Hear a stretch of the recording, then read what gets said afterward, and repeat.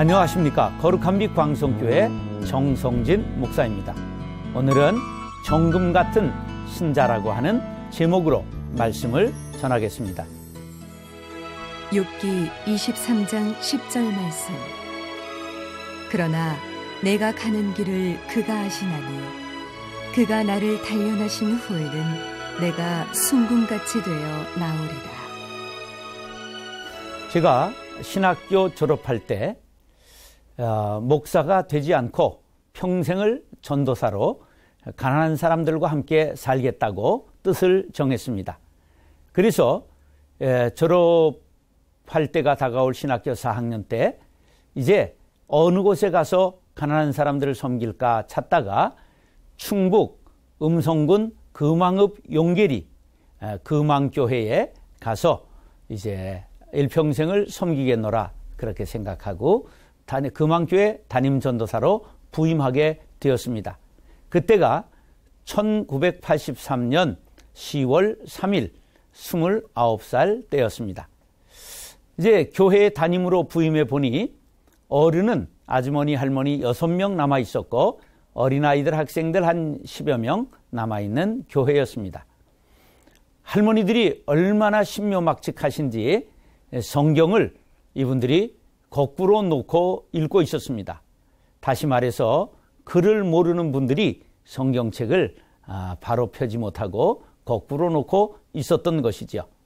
이제 그분들을 모시고 목회를 아주 열심히 가난한 분들을 모시고 산다고 정성으로 뛰고 달리며 섬겼으나 과연 얼만큼 하나님의 뜻에 부합했는지는 하나님만이 아실 것입니다.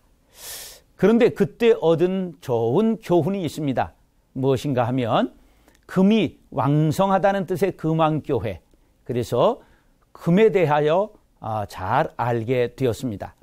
그 금왕광산은 지하로 960m 정도가 들어가 있는 아주 깊은 광산이었습니다.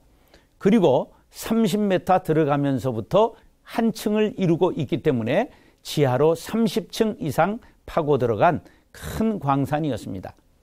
그런데 그들에게 금에 대한 상식을 배우면서 아주 놀라운 은혜를 체험했는데 돌 1톤, 구람으로 치면 100만 구람인데 100만 구람 중에 4구람의 금이 섞여 있으면 채산성이 맞는다고 하는 것입니다.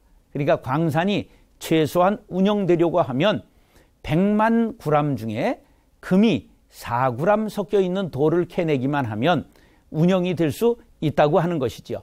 그러니까 10구람, 100구람 섞여 있으면 그것이 노다지가 되는 것이었습니다. 그러면서 깨달은 게 있습니다. 100만 분의 4, 그러면 다시 말하면 25만 분의 1이 되는 것입니다. 그러니까 정금이라고 하는 것은 바로 25만 분의 확률을 뚫고 순금이 되는 것이다 하는 것을 알게 되었습니다. 그렇게 해서 금돌 1톤이 나오면 그 금돌을 쇠 방아로 전부 가루를 냅니다. 그러면 거기에다가 수은을 뿌리면 수은이 금을 이렇게 끌어당기는 성향이 있습니다. 그래서 수은이 무거운 것이기 때문에 금을 먹고 아래로 떨어집니다. 이걸 수은 침전법이라고 말하는데, 그러면 거기에서 나중에 수은과 금을 분리시킵니다.